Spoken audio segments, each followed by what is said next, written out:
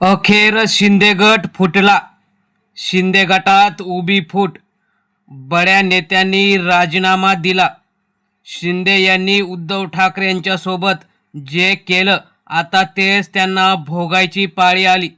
शिंदेंचं या तालुक्यातून सुपडासाप झाला. बड्या नेत्यांनी कोणत्या पक्षात प्रवेश करायचा निर्णय घेतलाय ते आपण सविस्तर बघणार आहोत. चॅनलवर जर तुम्ही नवीन असाल तर चॅनल सबस्क्राईब करून बेल आयकॉन प्रेस करा, म्हणजे रोज नवनवीन राजकीय आणि इतर सर्व घडामोडी तुम्हाला बघायला मिळतील. आपण सुरुवात करूया की नेमकं काय झालेलं आहे. गेल्या काही दिवसापासून राज्यात ऑपरेशन टायगरची चर्चा झाली होती.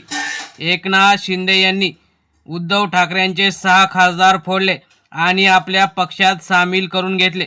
त्यानंतर एकनाथ शिंदे यांच्यावर आणि त्या खासदारांवर महाराष्ट्रात ठिकठिकाणी रोष व्यक्त केला. अनेक ठिकाणी कट्ट्यावर राजकीय चर्चा चालू असताना हे सरकार फक्त फोडाफोडीचं राजकारण करत आहे. स्वतःच्या जीवावर निवडून आणता येत नाही म्हणून दुसऱ्यांचे आमदार खासदार चोरत आहे अशी आणि एकनाथ शिंदे यांच्या कार्यपद्धतीवर अनेक ठिकाणी टीका करण्यात आली. आता मात्र शिंदेंनाच ते भोगायची वेळ आली आहे का, अशी महत्त्वाची बातमी आलेली असताना शिंदे गटात उभी फूट पडली आहे. शिंदे गटाच्या नेतृत्वावर नाराज असलेले आता अजित पवार यांच्या राष्ट्रवादीत जाणार असल्याने हे बडे नेते आता शिंदेंना सोडणार आहेत. नाशिक जिल्ह्यामधील ही अतिशय महत्त्वाची बातमी. नाशिक जिल्ह्यातील येवला नगरपालिका ही राज्यात अतिशय महत्त्वाची आणि चर्चेली जाणारी नगरपालिका आहे. यामध्ये शिंदे गटाचे अतिशय चांगल्या प्रकारे निवडून आलेले नगरसेवक हे 10 पैकी 7 नगरसेवक आता शिंदे गटाला सोडणार आहेत.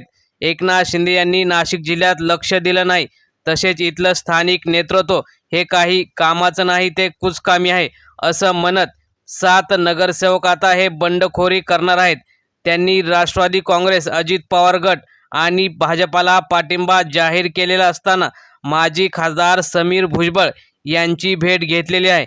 म्हणजेच आता हे जे नगरसेवक शिंदे गटाचे फुटले आहेत ते भाजप आणि राष्ट्रवादीत जाणार आहेत. म्हणजेच भविष्यात शिंदे गटातील अनेक बडे नेते हे भाजपमध्ये जातील यात काही शंका नाही. म्हणजेच उद्धव ठाकरे यांच्या कार्यपद्धतीवर टीका करून शिंदे गटातील आमदार खासदार हे जेव्हा उद्धव ठाकरेंना सोडून गेले होते, आता तेच एकनाथ शिंदे यांच्यासोबत होऊ घातलाय आणि प्रत्येक जिल्ह्यात असे धक्के त्यांना पचवावे लागतील हेच खरं आहे. त्यामुळे भविष्यात भाजपमध्ये आता सगळा शिंदे गटाची भरती होते का याकडे लक्ष लागलेलं आहे. मित्रांनो, तुम्हाला काय वाटतं, शिंदे गटाला आता जे त्याच्या कर्माची फळं भोगावी लागतील का? तुम्हाला काय वाटतं? तुम्ही सुद्धा तुमच्या प्रतिक्रिया कमेंट बॉक्समध्ये जरूर कळवा. धन्यवाद.